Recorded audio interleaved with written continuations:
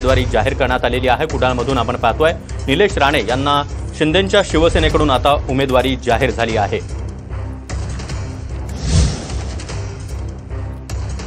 तर शिंदेंच्या शिवसेनेनं एक नवीन उमेदवारी यादी आता जाहीर केलेली आहे।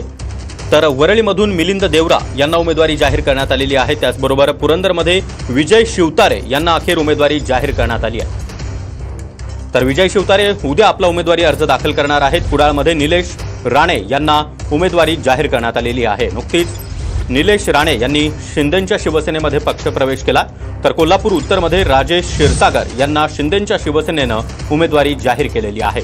अंधेरी पूर्वमधून मुर्जी पटेल यांना शिंदेंच्या शिवसेनेकडून उमेदवारी देण्यात आली आहे। तर कुडाळमधून निलेश राणे यांना शिंदेंच्या शिवसेनेनं आता उमेदवारी जाहीर केलेली आहे। तर दिंडोशीमध्ये संजय निरुपम यांना देखील उमेदवारी देण्यात आलेली आहे। ही यादी आपण पुन्हा एकदा वाचणार आहोत।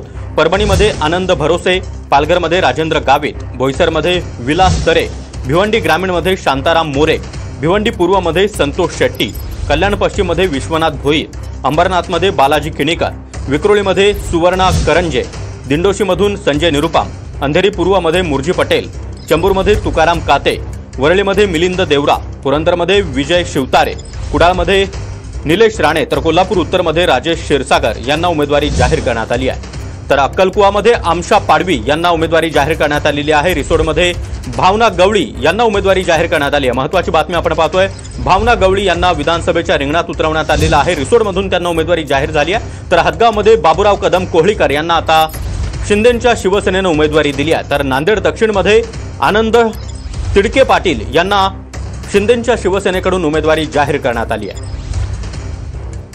आणि या संदर्भात अधिक माहिती देण्यासाठी आमचे प्रतिनिधी गिरीश गायकवाड आपल्यासोबत आहेत। गिरीश, शिंदेंच्या शिवसेनेची नवी यादी, अनेक मोठी नावं या यादीमध्ये समाविष्ट आहेत। नक्कीच आपण पाहतोय या ठिकाणी आता अक्कलकुवामधून आमशा फलजी पाडवी यांच्या नावाची घोषणा करण्यात आलेली आहे। आणि जी नावं गेल्या अनेक दिवसांपासून चर्चेत होती ती म्हणजे वरळीतून आता मिलिंद मुरली देवरा यांना उमेदवारी